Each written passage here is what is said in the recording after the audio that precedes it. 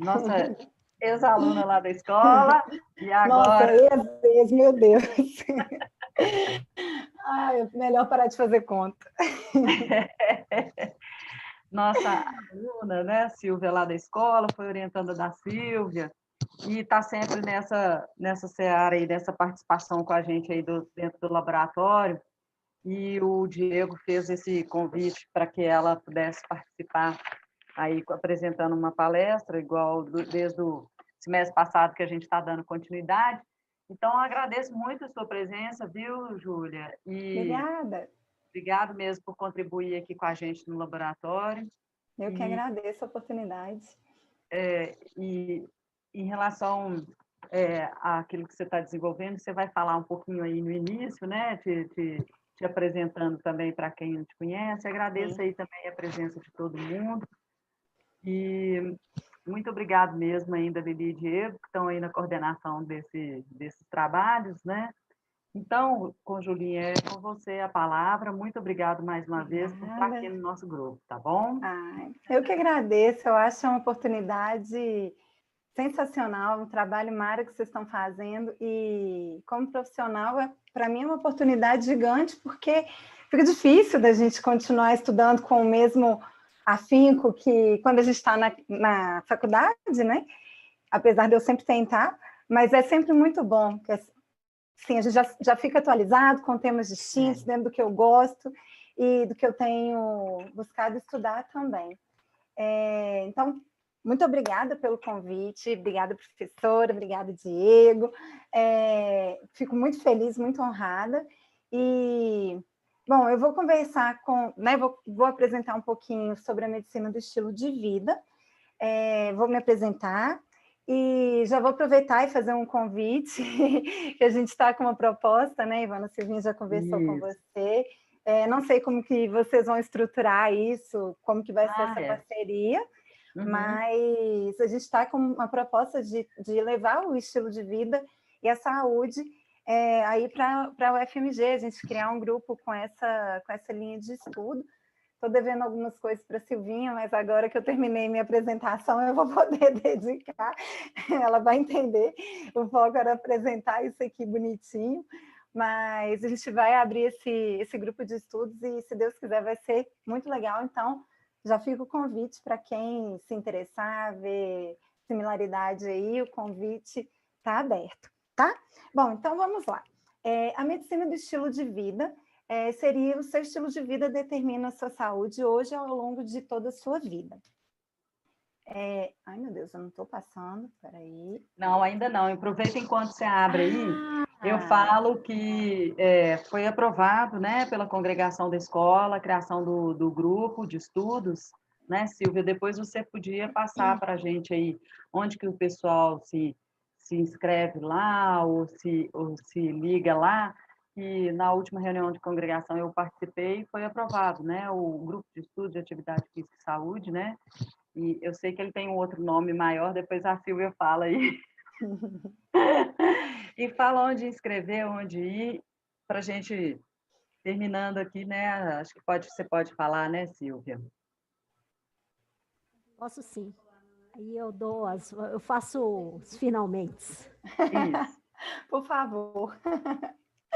Pessoal, vocês estão vendo a minha tela, não estão? Começou a Agora apresentação. sim. Beleza. Então, vamos lá. Deixa eu falar um pouquinho sobre mim. Bom, a minha carreira, como eu falei, né, ela já tem muitos anos, já formei há bastante tempo.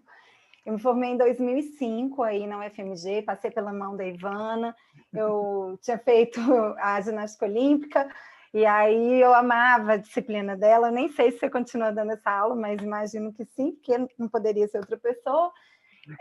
Depois eu fui conhecer a Silvinha na hora que eu fui, acho que para especialização, ou quando eu fui ajudar a Adri no laboratório de biomecânica. Mas eu sempre estive envolvida com os grupos de pesquisa lá, e aí, logo que eu formei, eu fui fazer algumas especializações, eu fiz uma especialização em musculação, aí na UFMG, daí eu abri uma academia, era um estúdiozinho de personal, e a gente trabalhava lá com treinamento funcional. Em 2009, né, gente, já tem 11 anos, Então, eu fui, pelo que eu sei, foi o primeiro estúdio e de treinamento funcional daqui de BH. Eu tive essa sala por 7 anos e foi uma super experiência mesmo. E por incrível que pareça, já era, a logozinha já era saúde e bem-estar. Então, sempre foi o meu foco. Eu gosto muito do treinamento, mas direcionado para a saúde mesmo. Eu entendo atividade física muito mais nesse estilo.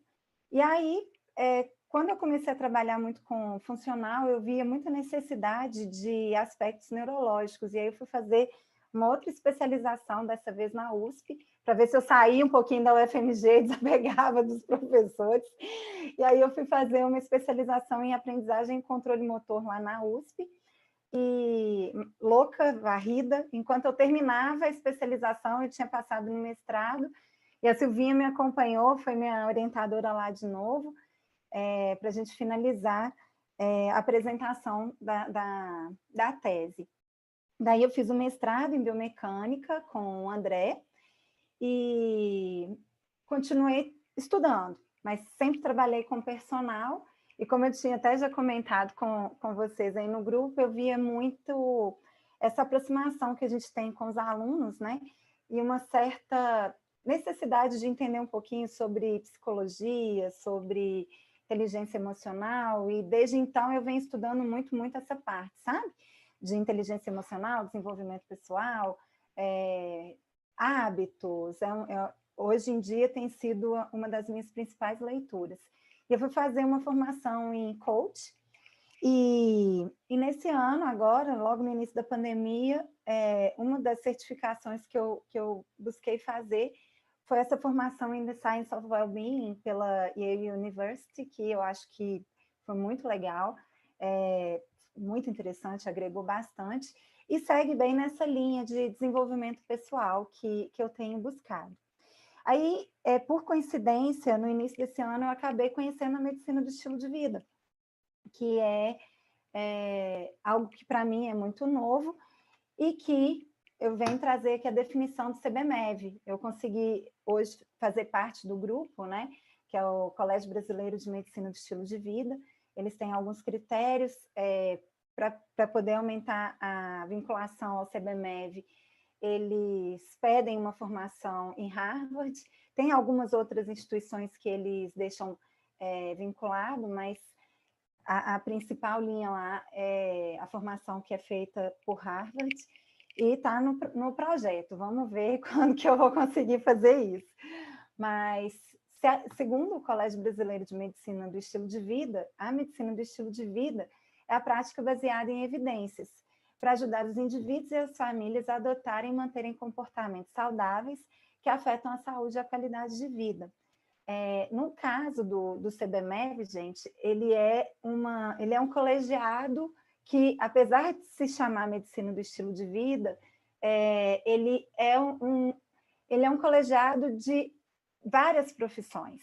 Então, tem educador físico, nutricionista, psicólogo. A intenção é que realmente seja um colegiado multidisciplinar, porque a medicina do estilo de vida, ela é multidisciplinar, né? E ter um estilo de vida saudável, para quem adota essa linha dentro da área da saúde, tem esse entendimento de que, através de uma vida mais saudável, estilo de vida mais saudável, a gente tem a possibilidade de viver mais e melhor. Menos gastos nos tratamentos e medicamentos. O que eu vejo? Hoje a medicina ela é muito medicamentosa, né?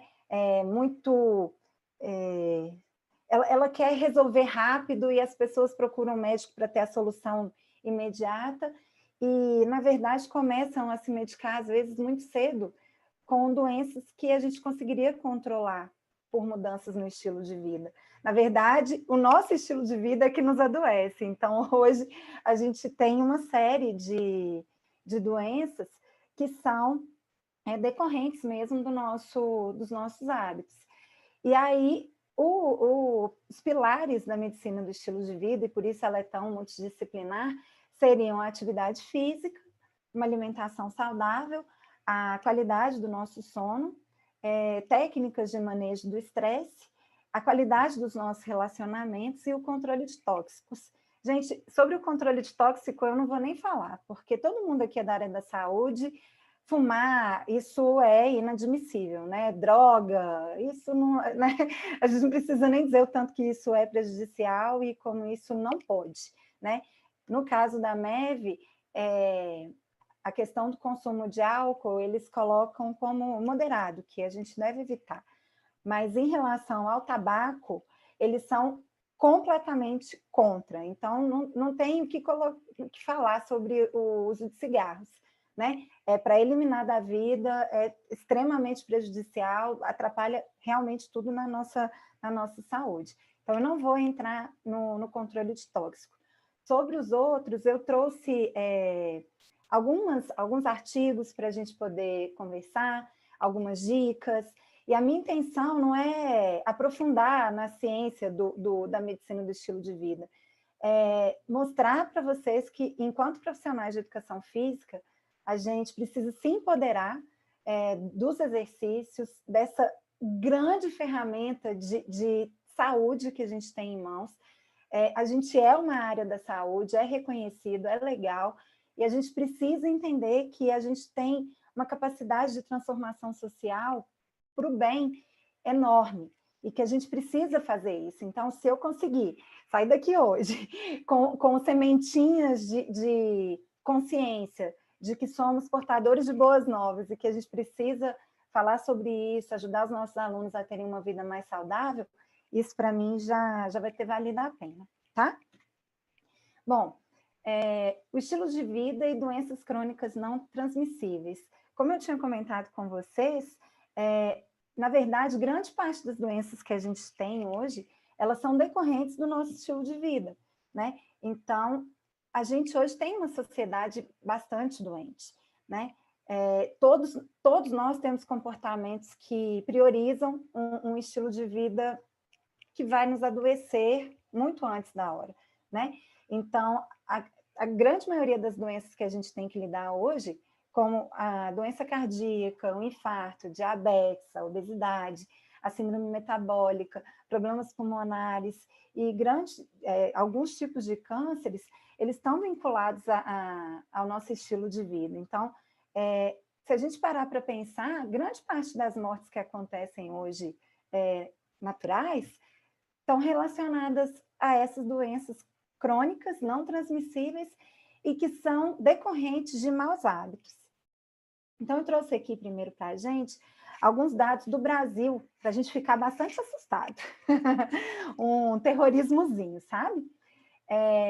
Em relação ao excesso de peso e à obesidade, esse dado é de agora, tá? De 2019, da Pesquisa Nacional de Saúde, feito pelo Ministério da Saúde. Esse dado mostra que 60,3% da nossa população ela está obesa, isso na média, tá? Mas entre 40 e 50 anos, vocês podem ver aqui, ó, que passa de 70%. Então, assim, 60% da nossa população já está doente, porque várias doenças acabam sendo decorrentes do excesso de peso e da obesidade. E 26% hoje já são consideradas obesas.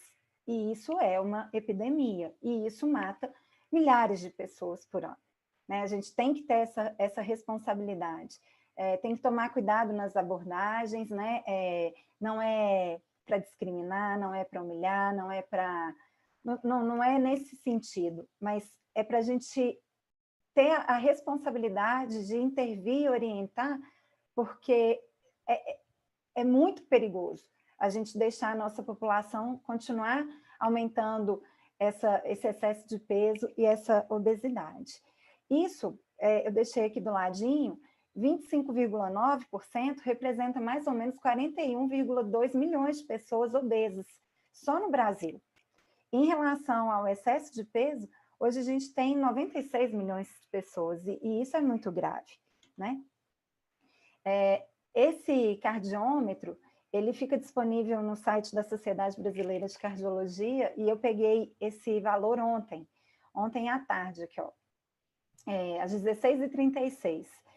Ontem à tarde, 387.780 pessoas tinham morrido por doenças cardiovasculares no Brasil. Então, assim, isso no ano de 2020, tá, gente? Ou seja, mais de 1.000 pessoas morrem por dia de doenças cardiovasculares no Brasil, e grande parte dessas doenças poderiam ser evitadas se a gente conseguisse ter uma vida mais saudável. Isso é muito grave. A gente está falando do dobro de pessoas que morreram pelo Covid. E a gente está no meio dessa pandemia, nessa loucura, e me incomoda muito. Vocês me perdoem, mas eu acho até uma certa hipocrisia a gente ignorar um dado desse, que o dobro de pessoas já morreram por causa de uma doença que a gente aceita, né? Então, eu sinto falta de campanhas, eu sinto falta de uma responsabilidade do Estado, uma participação maior da mídia, dos profissionais de saúde. Isso é um dado que a gente tinha que estar gritando. Mais de 1.000 pessoas morrem por dia, todos os dias, no Brasil, por doenças cardiovasculares. Isso é muito, muito grave. Esse dado aqui é do Ministério da Saúde, de 2016, mostrando a presença de hipertensão arterial na nossa população.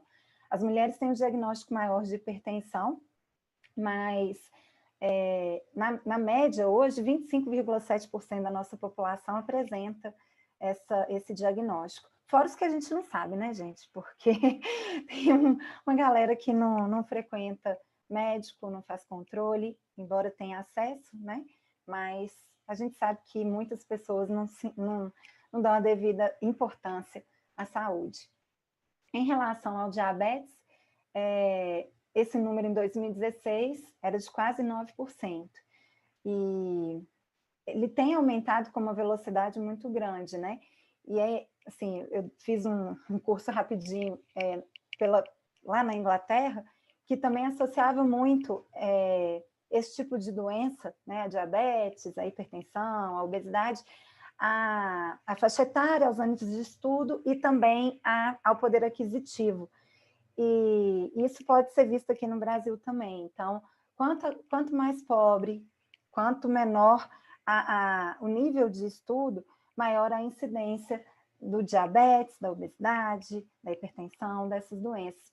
Embora a alimentação saudável ela seja muito mais barata, muito mais acessível, especialmente aqui no Brasil, né, que a gente é um grande produtor de produtos de agricultura, a gente não consegue fazer com que essa população consuma esse tipo de alimento. Então, eles vão para os alimentos que não são bons e que a gente vai falar daqui a pouco. Esse dado aqui ele é bem recente, é uma pesquisa que está acontecendo.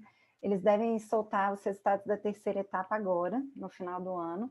E essa pesquisa foi realizada entre os dias 23 de abril e dia 15 de maio. E eles estão verificando como é que as pessoas estão se sentindo durante essa pandemia. E eles soltaram o resultado da primeira etapa.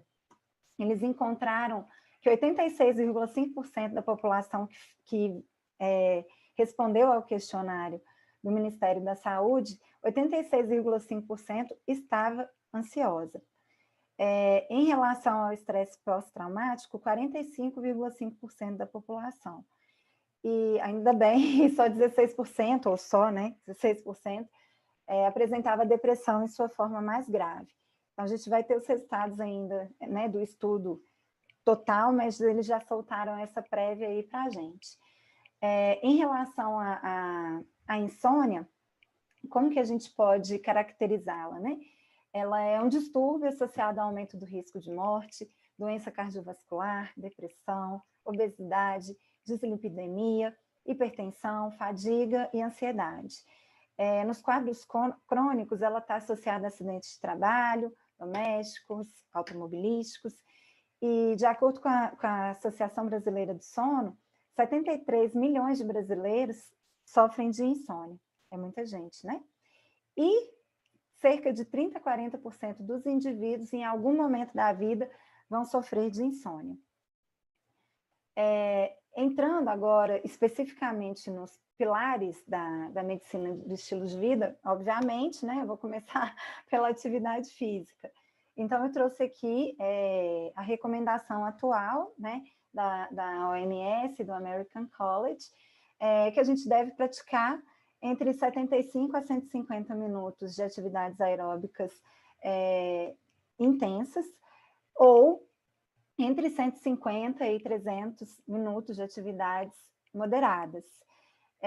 Se a gente conseguir fazer 2 vezes por semana de atividades de força, eles também recomendam. Eu procurei, não encontrei o tempo dessas atividades de força e de alongamento, mas eles recomendam que seja 2 vezes por semana.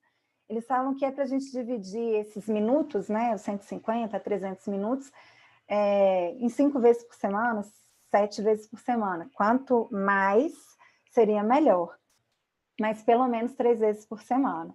E a sugestão seria de 30 minutos por dia, 5 vezes por semana.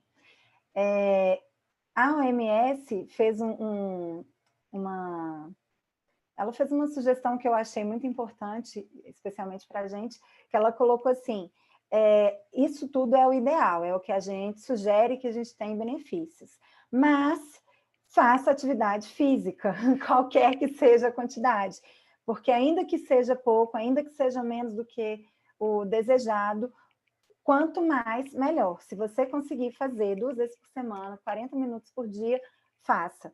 Né? A gente fica tentando encontrar sempre o ideal, mas o ideal é você se movimentar. Então, acima de tudo, o mais importante é fazer exercício.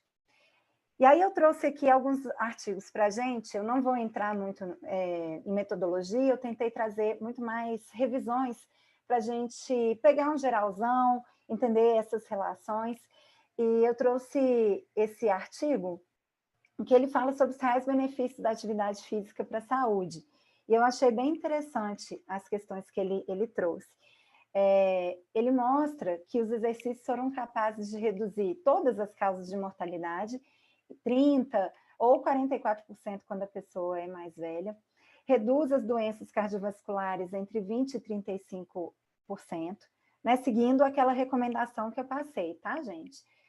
Que foi dada pela OMS. Consegue reduzir entre 30% e 40% da síndrome metabólica, até 42% da diabetes tipo 2, reduzir o sobrepeso e a obesidade, melhorar a saúde dos ossos, aumentar a massa muscular, melhorar a capacidade de força, reduzir a depressão, melhorar a qualidade do sono, melhorar reduzir a presença ou aparição da demência. Então, assim, são uma série de benefícios que a gente consegue ter só com a prática regular de atividade física. Eu trouxe esse outro artigo aqui para a gente, que mostra o que acontece de benefício para a saúde em relação à parte fisiológica. Então, ele mostra que o exercício melhora o transporte de glicose, melhora a sensibilidade à insulina, melhora a capacidade cardíaca, melhora o volume mineral e ósseo, a composição corporal, a pressão sanguínea, o perfil lipídico, melhora também as questões cognitivas, neuroplasticidade, a capacidade de concentração, melhora a função de imunidade. Em tempos de Covid, isso é essencial. Fortalece as conexões entre o cérebro, o metabolismo e as funções imunológicas.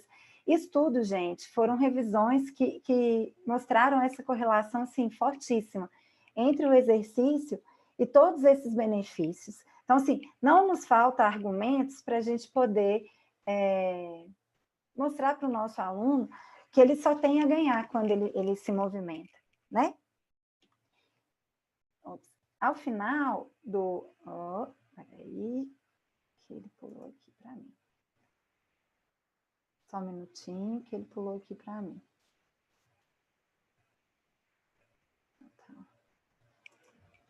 Aí. No final, esse artigo traz uma recomendação para fazer atividade física de uma forma saudável. E eu achei super interessante, porque ele não fica focado somente em cargas de treinamento. Claro que é o ponto A, né? É a carga de treinamento.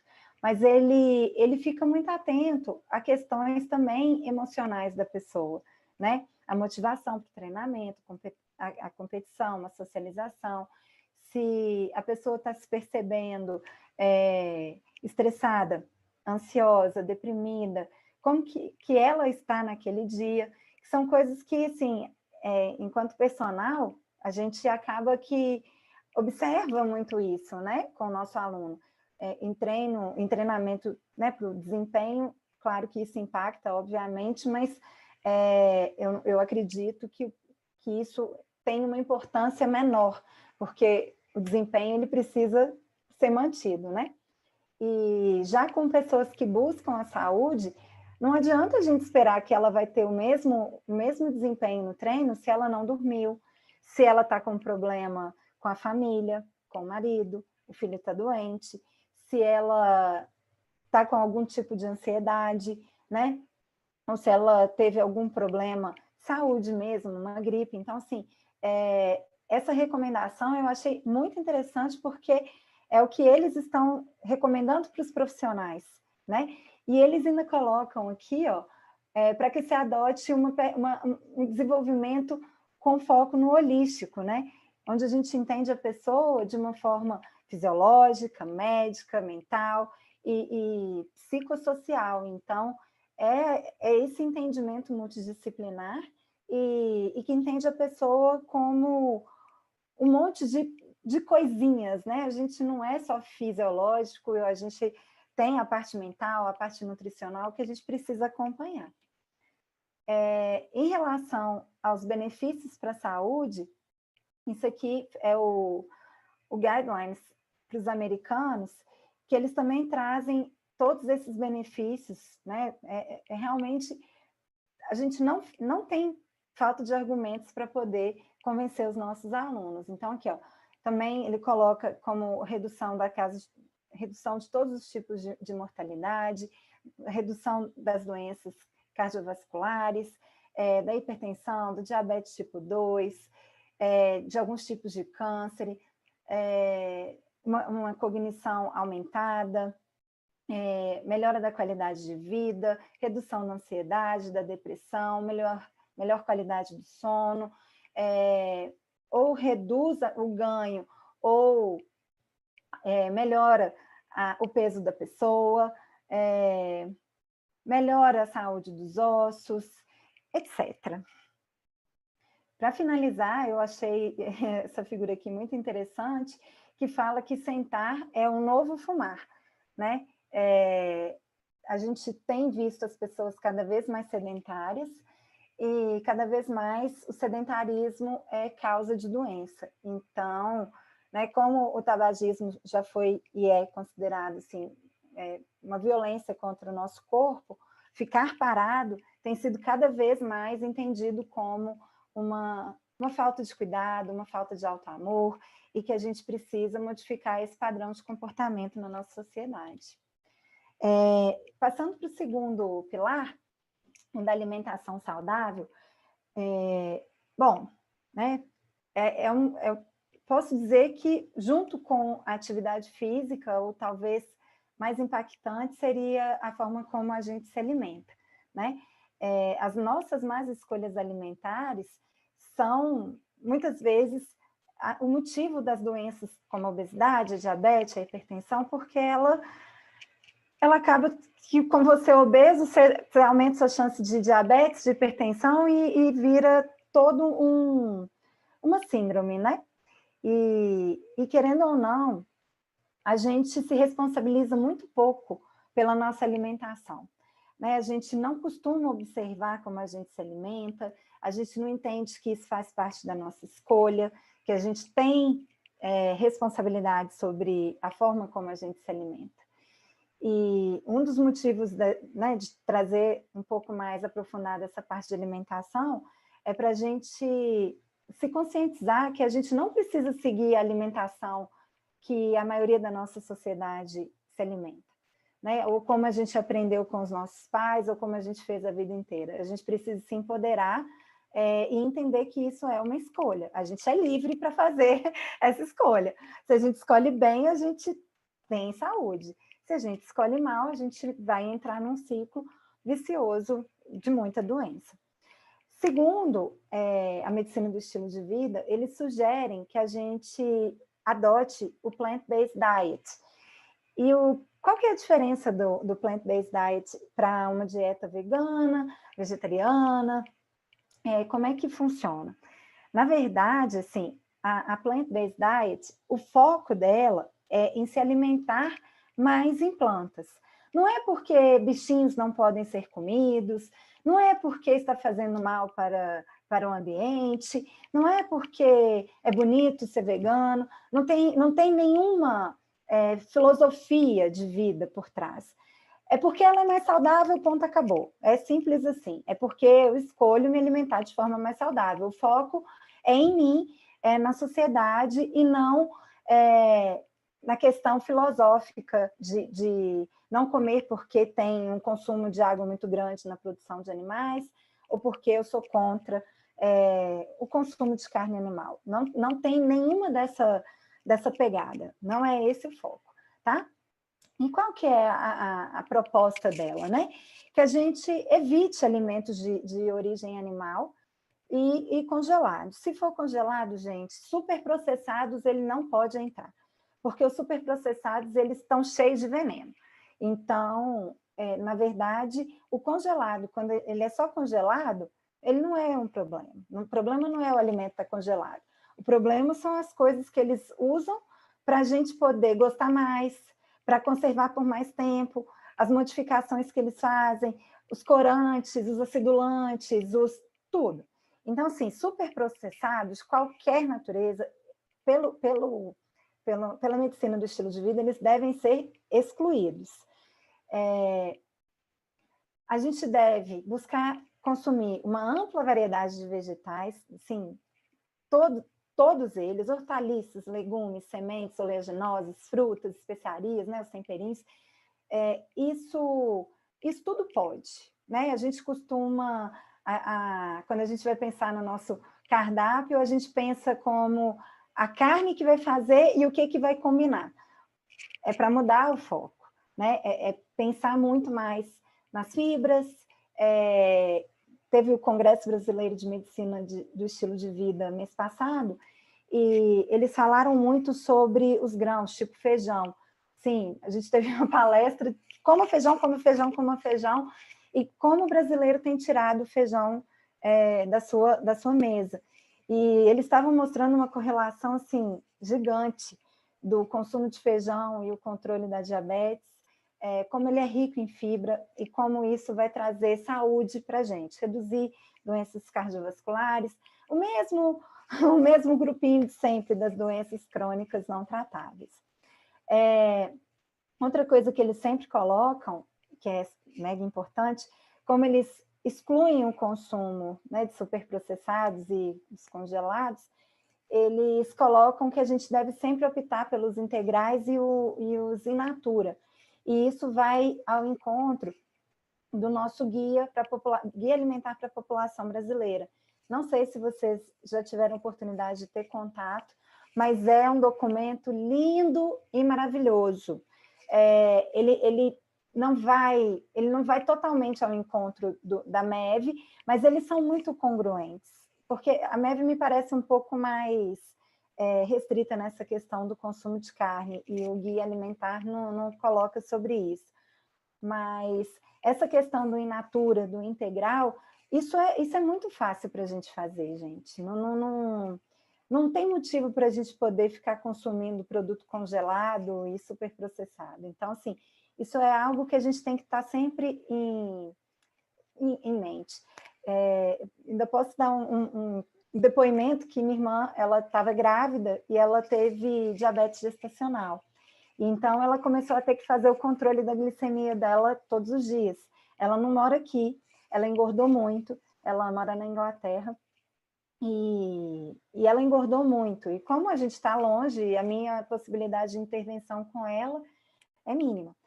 Mas algumas coisas, por exemplo, que ela comentou e que eu achei muito interessante, ela disse sim, que quando ela tentou comer o pão branco, o pão normal, a glicemia dela disparou. quando ela comeu o pão integral, ela não teve alteração na glicemia, o controle, né, que ela fazia logo depois de se alimentar. A mesma coisa o macarrão. Ela tentou comer o macarrão normal, a glicemia, pá, disparou. Só o fato dela ter consumido o macarrão integral, a glicemia dela se manteve controlada. Então, assim, eu não tenho certeza se isso é para todos, mas é fato que o consumo de integral não teve influência na alteração dessa glicemia dela, a ponto dela precisar tomar um medicamento ou passar da meta que era estipulada pelos órgãos de saúde de lá.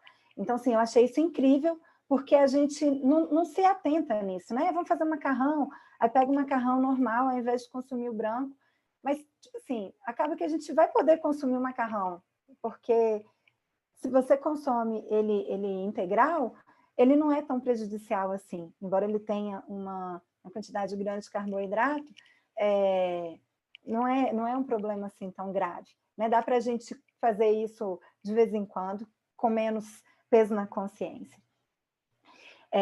E a base da dieta seria a fibra.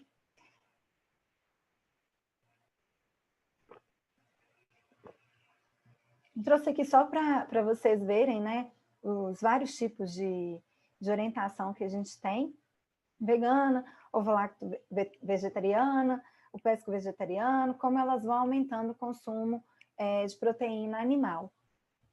Tem que avaliar, gente, embora eles façam a defesa do plant-based, né, a exclusão do consumo de proteína animal, no caso da neve, eles colocam inclusive de laticínios, então queijo, leite de vaca, não deve ser consumido. Eles ponderam também a questão da deficiência da vitamina B12, então isso é algo que a gente precisa avaliar. E aí eu vou colocar a minha forma de ver também essa questão toda da plant-based. Eu, particularmente, eu tento reduzir o meu consumo de proteínas de origem animal, mas eu não gosto de nada que seja extremamente restritivo, porque eu acho que fica difícil demais da gente manter. Mas, como eu disse, a alimentação é uma escolha. Então, toda vez que eu vou me alimentar, eu paro e penso: por que eu estou comendo isso? O que eu espero desse alimento? Quais são os nutrientes que tem aqui, em termos de vitamina, de proteína, de mineral? Por que eu estou me alimentando disso? Então, eu acho que isso é uma reflexão importante para a gente fazer quando a gente pensa nas nossas escolhas alimentares e que ajudam a gente a ter essa responsabilidade em relação à nossa saúde e à forma com a qual a gente se alimenta, tá? Isso é a minha opinião, não tem nada a ver com a plant-based diet, não é o que a MEV fala, eles mandam excluir tudo que for animal, tá? Mas eu não gosto de nada restritivo, então com os meus alunos, amigos, quando eu vou conversar, eu falo, mas eu abro esse parênteses, até porque se a pessoa é carnívora, ama um churrasquinho, o que adianta eu virar para ela e falar assim: você nunca mais vai comer carne na sua vida? É melhor que ela reduza umas 2, 3 vezes por semana do que ela continue comendo todos os dias. Ou passe a comer mais carne branca do que continue comendo a carne vermelha. Então, assim, como eu penso na saúde e entendo que a pessoa tem hábitos e que um pouquinho é melhor do que nada, eu acho que a gente tem que ter essa sensibilidade e aos pouquinhos a gente vai melhorando a nossa relação com a nutrição. Bom, quais são os benefícios da plant-based diet, né? Volto de novo nas doenças crônicas, né? Alguns estudos mostraram que ela consegue fazer uma redução na gordura corporal, ela ajuda na redução da obesidade, na ingestão de gordura saturada, ela também vai prevenir as doenças crônicas, vai ter um efeito positivo no bem-estar e no contentamento, vai melhorar a qualidade de vida. Acho que isso também está muito relacionado à forma que a pessoa, né, o corpo se apresenta no mundo, né? A forma que ela consegue se movimentar, a forma que ela consegue estar no mundo, estar para a sociedade, como ela se vê. Então, provavelmente, essa melhora da autoestima deve ter uma relação grande com a qualidade de vida, com o humor, né? E aí entra essa questão toda ambiental, né? Reduz as necessidades de recursos econômicos, reduz a poluição ambiental, o impacto ambiental, a proteção aos animais. Então, também tem essa parte que é ótima, né, que o vegano, o vegetariano, ele entende muito, mas que a gente, né, embora não entenda com esse foco, mas é um resultado super positivo que também a Plant-Based Diet traz. Trouxe também essa revisão falando sobre o lifestyle, sobre essa parte da personalização do estilo de vida da medicina, né? E qual seria a importância da nutrição e do estilo de vida. E ele faz uma revisão ao longo de todo o estudo e depois ele traz uma guideline para a gente. Então, em relação ao Departamento de Saúde e Serviços Humanos dos Estados Unidos, as recomendações da medicina do estilo de vida para o controle de peso. Para reduzir o peso e a obesidade, por uma melhor alimentação e a prática regular de atividades físicas. Controlar a ingestão calórica total, aumentar a atividade física e reduzir o tempo gasto em comportamentos sedentários. Então, assim, a gente vive muito no automático, chega, senta, liga a TV. Por que a gente não vai sair para dar uma corridinha ou vai fazer atividades com mais movimento, né? Então, a proposta deles é a gente tirar ao máximo esses comportamentos sedentários da nossa rotina. E a gente manter um equilíbrio calórico adequado durante cada estágio da vida. Na infância, você tem que comer o que uma criança precisa. Na adolescência, você vai comer mais porque você está crescendo e gasta muito. Na idade adulta, chega na gravidez, você tem que ter um determinado tipo de alimentação, na amamentação. E quando você fica mais velhinho, você tem que comer menos, porque você dorme mais, você, né, normalmente, você não tem a mesma vida tão ativa, normalmente. A gente está mudando isso, e precisa. Segundo, também o Departamento de Saúde e Serviços Humanos dos Estados Unidos, os alimentos e componentes alimentares que a gente deve buscar reduzir. Eles trazem alguns parâmetros aqui, por exemplo, da ingestão diária de sódio, para ser bem pouco, tá, gente? Depois eu disponibilizo a apresentação para vocês, se vocês quiserem, os artigos também. Mas eles colocam aqui em valores mesmo, para quanto que a gente deve consumir. Mas sal, quanto menos, melhor. Tempera com outras coisas. A gente tem orégano, manjericão, tomilho, cebolinha. Põe temperinho. Evita realmente o sal. E tenta consumir os sais que a gente já hoje sabe que são mais saudáveis, como o do Himalaia, do Atacama, né? Já que vai consumir, vai pôr um salzinho, que seja um salzinho mais saudável.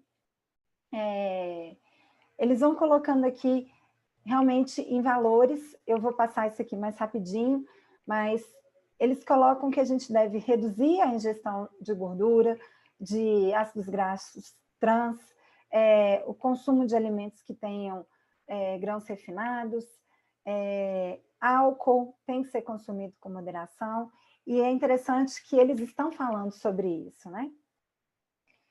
Esse mesmo órgão coloca sobre os alimentos que devem ser consumidos, a ingestão de vegetais e de frutas, para a gente comer uma variedade grande de vegetais, especialmente os verdes escuros, e os vermelhos, laranjas, feijões, as ervilhas, né? Como eu falei com vocês, a gente teve uma palestra só sobre os grãos, né? Feijões, ervilhas, lentilhas, como eles são importantes para a nossa saúde, e a gente não tem tanto hábito de variar, né? Come só o feijãozinho nosso aí de todo dia e ainda estamos reduzindo. Então, para a gente ficar atento nisso, manter o consumo, sempre tentar os grãos inteiros, né? Tirar grãos refinados, evitar as farinhas. Aqui no caso, eu achei interessante que eles colocam para a gente aumentar a ingestão de leite, mas que eles sejam desnatados, né, ou com 1% só de gordura, eles reduzem bastante o consumo de gordura. Sugerem um aumento do consumo de frutos do mar, carnes magras, ovos, nozes, soja, as sementes sem sal, né? Hoje a gente tem várias opções no mercado, a chia, a linhaça, sementes de abóbora. A gente tem muita forma para poder variar a nossa alimentação e tornar os alimentos in natura mais palatáveis sem precisar desses argumentos que a indústria insiste em nos doutrinar, né? Bom, mando para vocês. Esse é um outro órgão, é a American Heart Association, para a redução dos riscos de doenças cardiovasculares. Eles colocam que a gente deve equilibrar a ingestão de caloria e a quantidade de atividade física, também consumir uma dieta rica em vegetais e frutas, alimentos ricos em fibras e grãos inteiros, consumo de peixes, limitar a ingestão de gordura saturada a 7% da energia, e que a gente deve escolher as carnes magras ou alternativas vegetais, selecionar os laticínios desnatados com 1% de gordura ou com baixo teor de gordura, minimizar a ingestão de gorduras hidrogenadas, eu coloco excluir bebidas e alimentos com açúcares adicionados, porque eles já são superprocessados e a gente precisa educar esse nosso paladar para parar de gostar tanto do todinho doce, que ninguém merece, refrigerante, tirar isso da nossa vida. Preparar alimentos com pouco ou nenhum sal, fazer o consumo moderado de álcool e, quando for comer fora de casa, seguir as recomendações do American Heart Association. Então, assim, são órgãos diferentes, mas as recomendações são as mesmas. E tinham várias outras.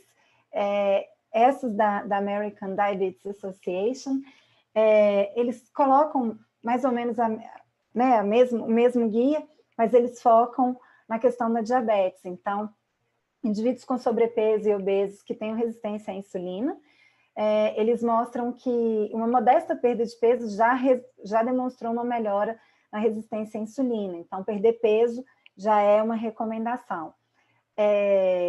Eles falam que contar diabetes é eficaz por até 1 ano.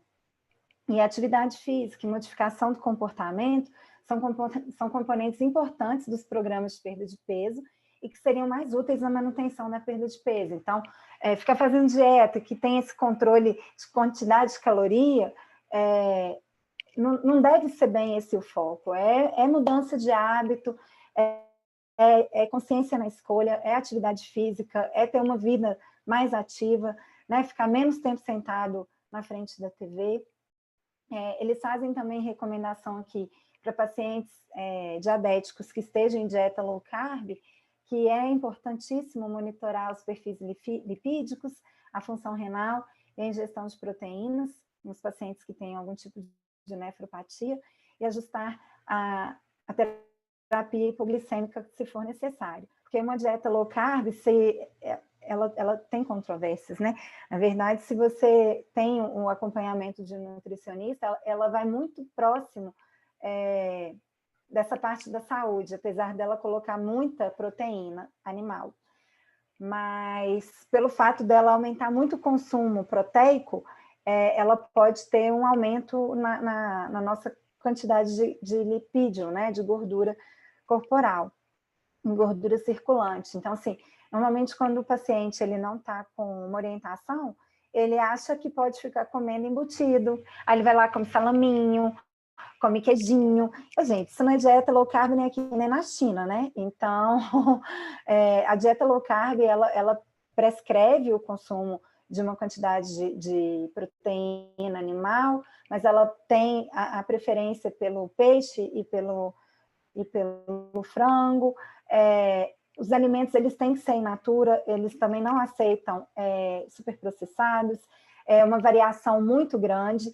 Eu cheguei a fazer um teste em mim, embora eu nunca tenha feito dieta, não tenho, graças a Deus, nenhum problema com a minha alimentação, mas eu quis ver como é que eu me sentiria fazendo a dieta low carb, porque acompanhando algumas pessoas nessa dieta, eu vi crises de abstinência é muito surreal.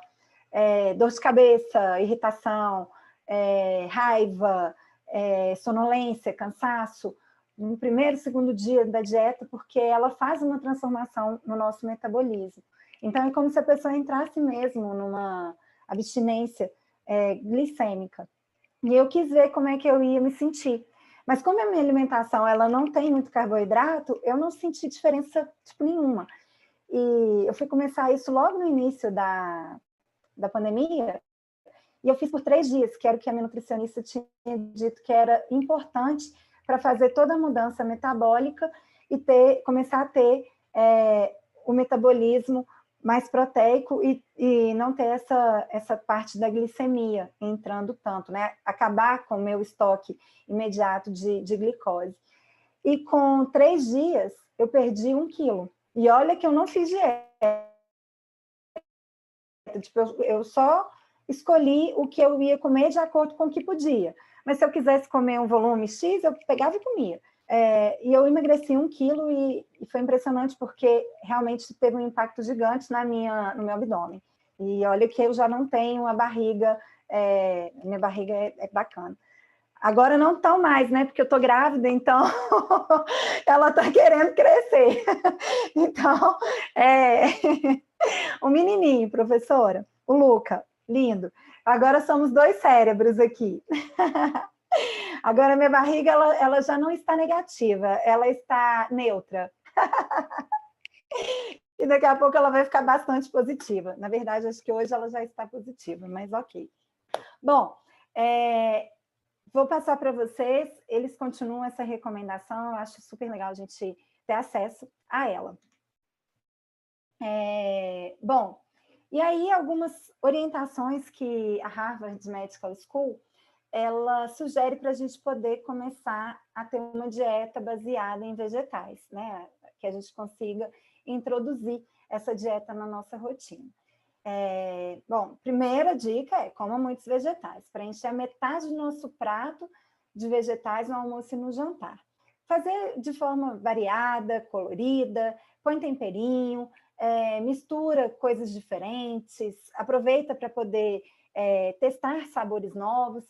Eu acho que essa brincadeira com o alimento, esse prazer ao se alimentar, ele é essencial para a gente poder aprimorar o nosso paladar e começar a ter uma variedade maior de sabores que a gente gosta, né? Outra coisa que eles sugerem é que a gente mude a maneira que a gente vê a carne, né? Come um pouco menos, tira ela do prato principal. Eu acho que esse é o maior desafio que nós brasileiros, a gente tem muito isso, né? Tipo, o que você comeu ontem? Ah, deixa eu ver, foi bife de porco. Aí você para pensar que você pensa na carne, depois você vai pensar no resto, os complementos. E, na verdade, a carne, ela é pouquinho se tiver, né? Escolher boas gorduras, como a do azeite, azeitona, nozes, né? As oleaginosas, sementes, o abacate, são excelentes escolhas e a gente consegue variar muito, né? A nossa alimentação com ela. Por que a gente tem que ficar comendo barrinha de cereal industrializada ou biscoito, gente? Biscoito, pelo amor de Deus, isso tem que sair da vida dos nossos alunos e nossa, né? Não tem nada pior do que biscoito, achocolatadozinho, essas coisas que a gente passa no mercado e come, sair da vida. Compra azerinhos de nozes, coloca num potinho, deixa dentro do carro, dentro da bolsa. Tá com fome? Come isso. Tira biscoito da vida de vocês, por favor. Tem aquele movimento lá do Beatle, que ele fala da segunda-feira, né? Segunda sem carne. Aqui eles não colocam que seja no segundo sem carne, o foco dele é pela consciência do consumo de animais, mas eles sugerem que a gente faça uma refeição vegetariana por pelo menos uma vez por semana. E isso vai aumentando. Vamos fazer 2, 3, faz um almoço, um jantar, e vai construindo essas refeições em torno dos grãos, né, e dos vegetais. Gente, tem tanta comida boa para a gente fazer, tipo, lasanha de abobrinha, de berinjela, caponata, isso tudo podendo ser base, né? O guacamole, isso tudo podendo ser o prato principal, a gente vai comer muito, muito melhor, né? Para a gente incluir grãos inteiros no café da manhã, aveia, quinoa, o trigo sarracena, cevada, vai adicionando nozes, né? Eles pedem para excluir o iogurte, mas fica uma delícia isso com iogurte. Então, ficam, né, fruta, você pega a frutinha, coloca essas coisinhas por cima, delícia. Sempre opta pelo verde, come todos os tipos de verde possível. Vai para a couve, a selga, almeirão, experimenta isso, faz no vapor, faz grelhado, couve-flor, brócolis no forno, só com tomilho e orégano, fica uma delícia. Põe um pouquinho de azeite, põe para assar rapidão, rapidão. Você já coloca tudo junto, ainda pode colocar mais legumes, ratatouille, tanta coisa que a gente coloca no forno, tempera sem muito sal e fica delícia. Vira base vira um almoço e rápido, né? Deixa assando, vai fazer suas coisas e depois desliga o forno. Fazer uma refeição em torno da salada e vai complementando com molhinho, tipo com tofu, a guacamole, e sempre opta por frutas como sobremesa. Mudar esse paladar é a chave para conseguir fazer uma alimentação gostosa. Por exemplo, sobremesa delícia, pegar a banana, corta no meio, leva no fogão com um pouquinho de óleo de coco, aquele óleozinho que tem o gostinho, eu prefiro. Coloca ela para dar essa grelhadinha, ela pega um pouquinho do gosto do óleo de coco, você tempera com canela, é uma super sobremesa, fica gostoso e você nem vê que não uma bolota de gordura, né? Que ninguém merece. Bom, os benefícios da plant-based, de forma geral, seria a reversão à prevenção de doenças cardíacas e outras doenças crônicas não transmissíveis.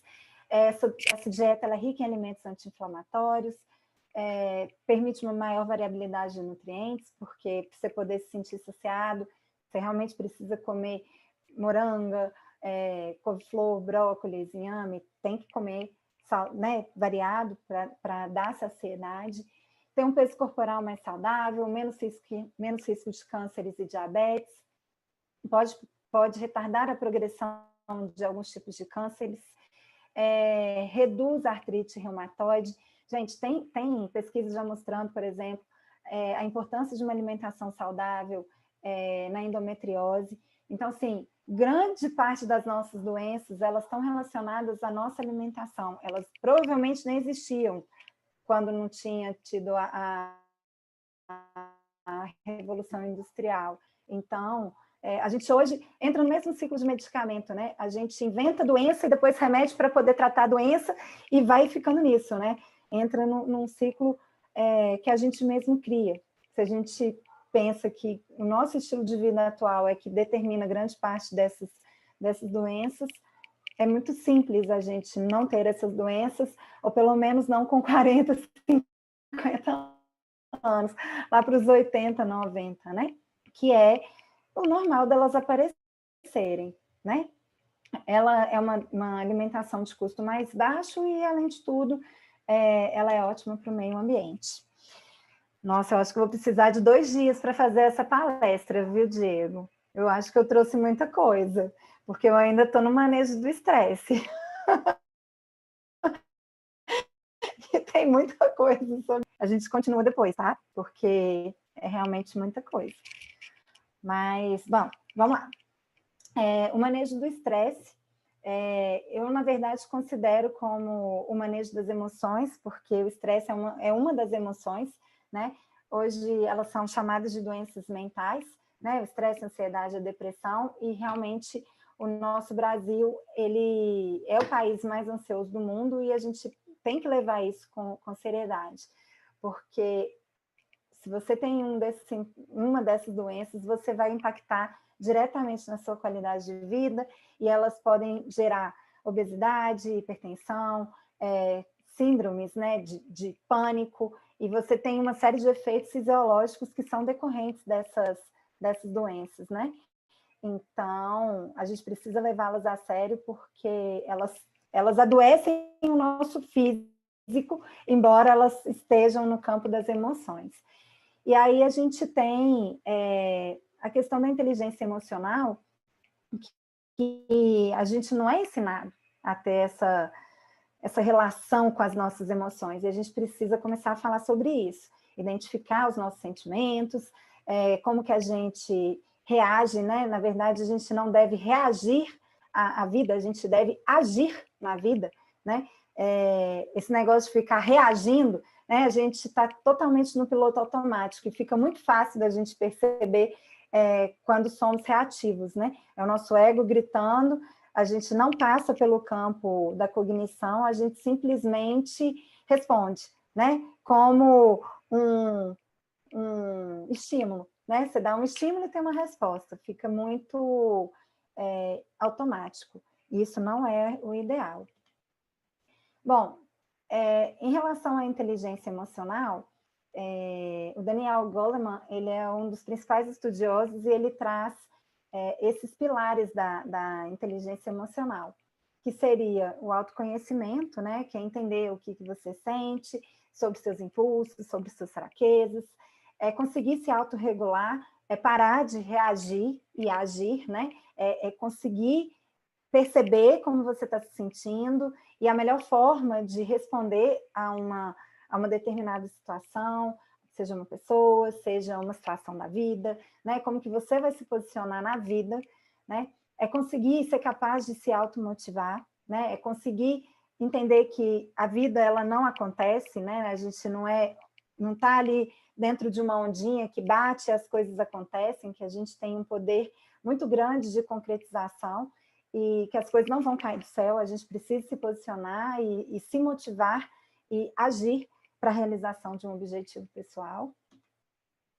A característica da empatia, né? A gente precisa desenvolvê-la, e isso é um pilar da inteligência emocional, porque a gente é ser social, né? A gente interage com outras pessoas, e a capacidade de empatia, ela te ajuda na hora que você vai se autorregular, né? Você entende como o outro pode se sentir, você está atento ao que ele está te dizendo, e você consegue ser mais gentil, gerar menos conflito.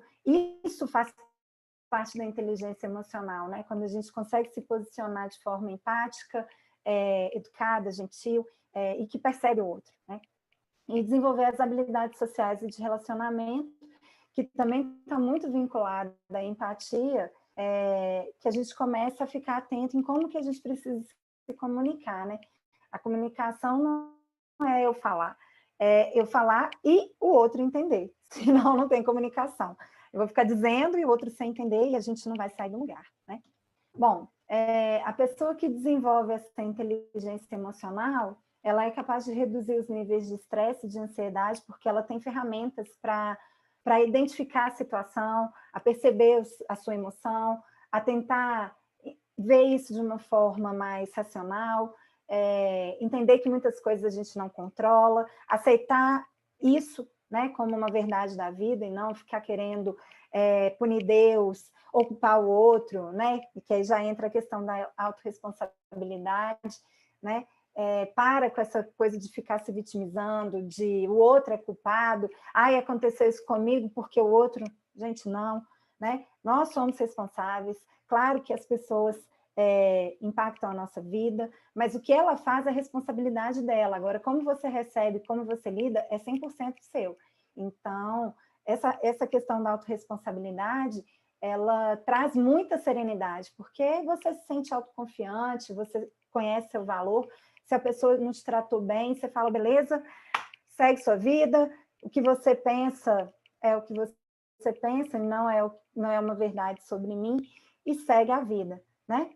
A pessoa é capaz de desenvolver uma maior empatia pelo próximo, ela apresenta mais equilíbrio emocional, como ela é responsável por si, ela define melhor seus objetivos e ela tem automotivação para ir em busca deles, tem grande capacidade de tomada de decisão, porque ela é autoconfiante, ela entende seu valor, o tempo para ela é importante, né? Então, ela faz uma melhor gestão do tempo, costuma ser bastante produtivo por conta de tudo isso, e por ser autorresponsável, ele se compromete com metas, né? E aqui eu trouxe para a gente uma técnica que chama WOOP. Ela me foi ensinada lá no curso de Happiness e Wellbeing, e é uma técnica muito legal que a gente deve aprender a usar isso no nosso dia a dia, para tudo na nossa vida.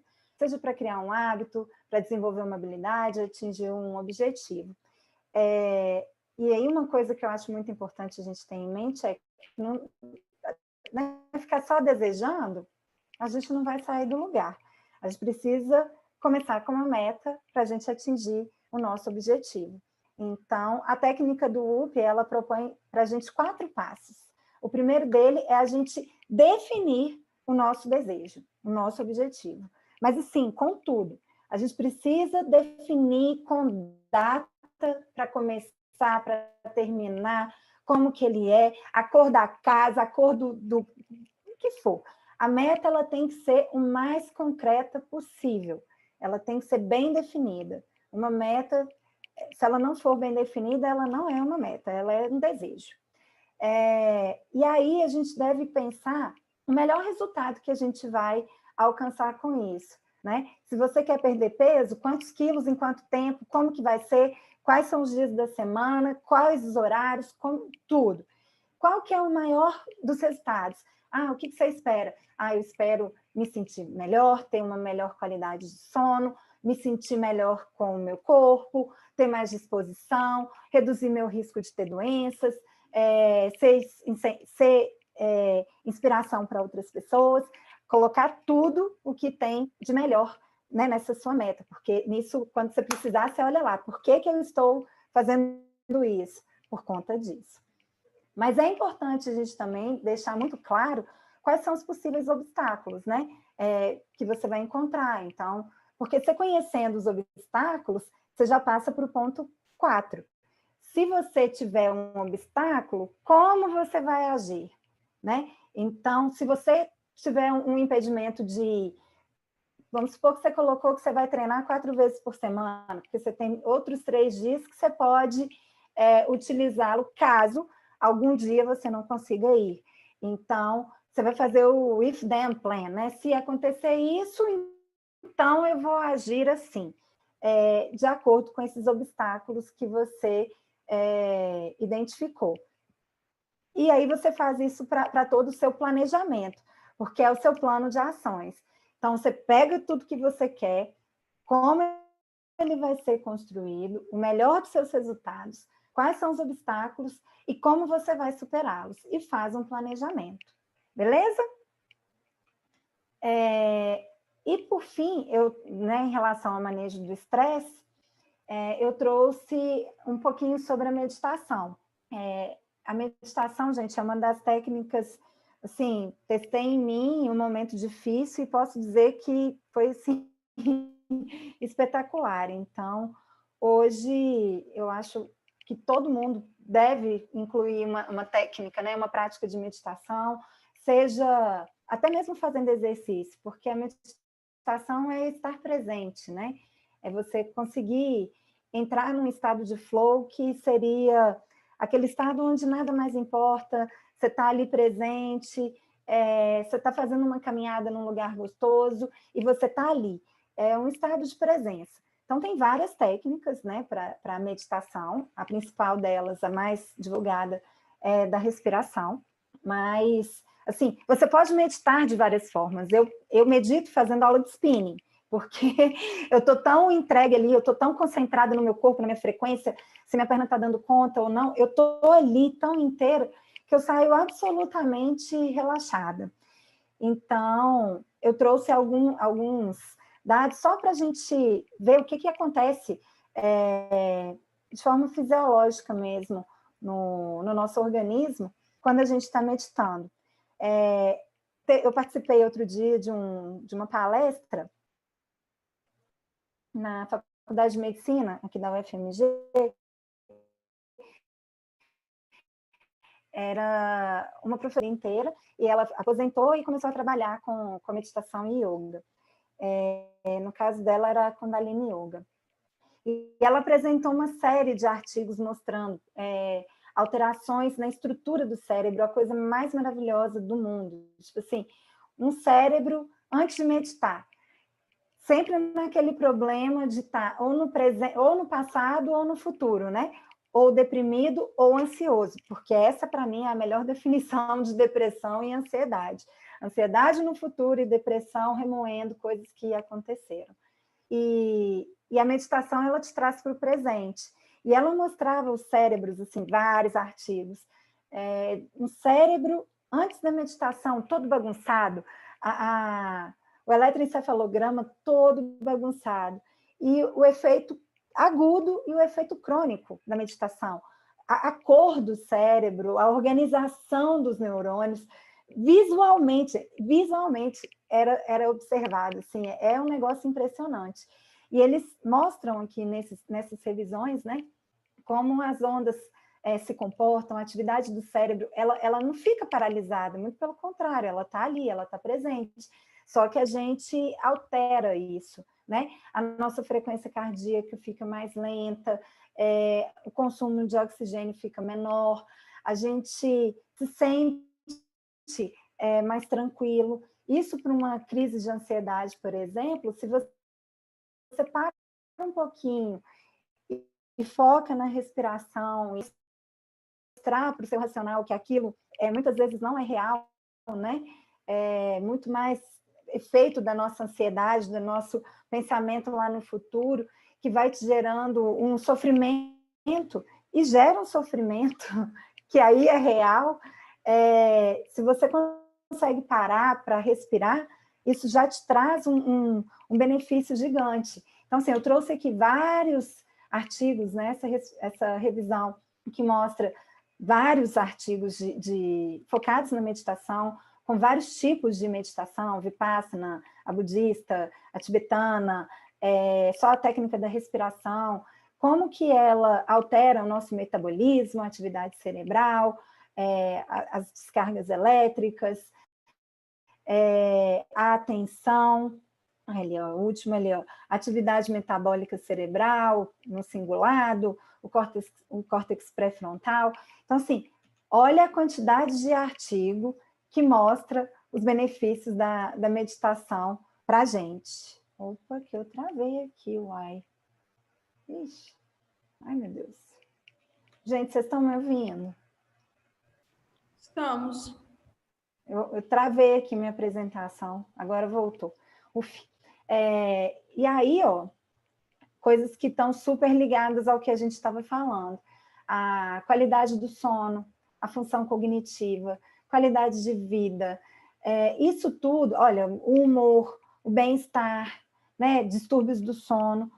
E olha a quantidade de artigo que mostra como a meditação ela já tem sido estudada e os benefícios dela estão aí super em voga e disponível, né, gente? É gratuito e tá para todo mundo.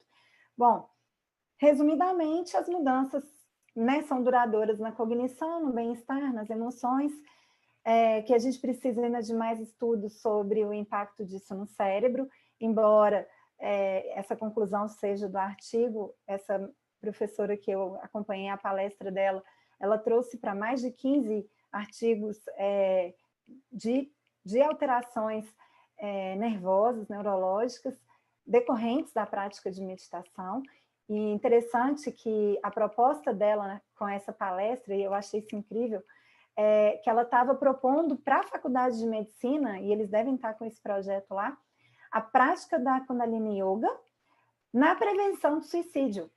Ela mostrou uma correlação gigantesca, a ansiedade, a depressão e o estresse, e as tentativas de suicídio. E se a meditação ela vai focar justamente nisso, ela é uma arma gigantesca para salvar vidas, além de ajudar no sono, no controle do peso, no controle do estresse. O estresse a gente come mais normalmente, porque a gente associa a comida às emoções. Então, é sensacional. Tentem incluir a meditação na vida de vocês. Diego, eu estou preocupada com o horário. Como é que está aí? Eu posso continuar? Professora Ivana. Deixa eu ver quantos normalmente, aqui está muito boa a palestra realmente, mas normalmente a gente encerra às 19 horas, por causa do horário que a gente reserva, quer dizer. Então, falta só o sono, mas tem muita coisa sobre o sono. Porque, eu não sei, porque aí o problema todo seria as questões, né? Assim, se algum aluno quisesse fazer alguma pergunta, alguma coisa, acho que você ficaria talvez sobrecarregada no tempo aí para poder responder também, já né? são 5:07, né? Eu te falei semana passada que o problema é me fazer calar a boca. Ai, Senhor, não, que mas não tem vergonha. problema, não. Eu acho que tá uma coisa muito, muito sequenciada. Então, assim, não tá cansando, não tá, sabe? Pelo menos para mim, né? Tá uma coisa bem sequenciada, você vai ligando uma coisa na outra. Então, eu acho que não tem problema, não. Eu acho para a gente não perder, Júlia, você podia terminar. E a gente restringe um pouquinho aí o tempo das perguntas, né, Diego? Eu vou tentar super acelerar aqui. Para não ficar uma coisa sem finalizar, né? Eu acho que fica muito ruim. Pode continuar assim. Eu vou tentar super correr aqui. Eu vou pular os artigos do sono e vou direto para a higiene do sono, porque aí, assim, a pegada é a mesma, né? Os artigos, os benefícios, e isso. Então, só explicar em relação aqui essa parte da qualidade do sono e da quantidade do sono, a gente não, na medicina do estilo de vida e na vida, a gente não deve entender o sono só pela quantidade de horas que a gente dorme, pela quantidade e pela qualidade desse sono. E que a gente pode ter privações agudas, tipo, estou com um problema, uma prova amanhã, estou ansioso hoje eu não durmo. E a privação crônica, ela aguda, ela não é tão problemática como o crônico. Então, deixa eu pular isso aqui. E só para finalizar, gente, essa higiene do sono, que eu acho ela bem legal de passar para vocês, porque é importante a gente ter uma rotina, né? Então, umas diquinhas para todos nós, e que se vocês têm pessoas amadas, né, alunos que tenham dificuldade para dormir ou qualquer coisa assim, ficam aí as dicas. O quarto é só para dormir e para namorar. Não é para ficar trabalhando, não é para ficar estudando ou passar o dia deitado. É para dormir e para namorar. A gente deve cuidar da iluminação, do cheiro, das cores, do aconchego. O quarto tem que ser um lugar gostosinho, para a gente chegar e já acalmar. A iluminação também é super importante. Uma coisa que é legal da gente pensar, não sei se vocês conhecem, mas é bem legal de dar uma olhada, sobre a cromoterapia, né? O efeito das cores nas nossas emoções. Então, uma luz que seja legal para ter mais calma, ou mais tranquilidade, ou ter saúde. A cromoterapia tem várias sugestões em relação a isso. Colocar algumas gotinhas de óleo essencial de lavanda no travesseiro, ou usar com um aromatizador, super legal. A lavanda tem propriedades de aromaterapia que vão no cérebro e ajudam a gente a relaxar, ter uma noite melhor de sono. Colocar uma roupa de cama gostosinha, que você se sinta aconchegado.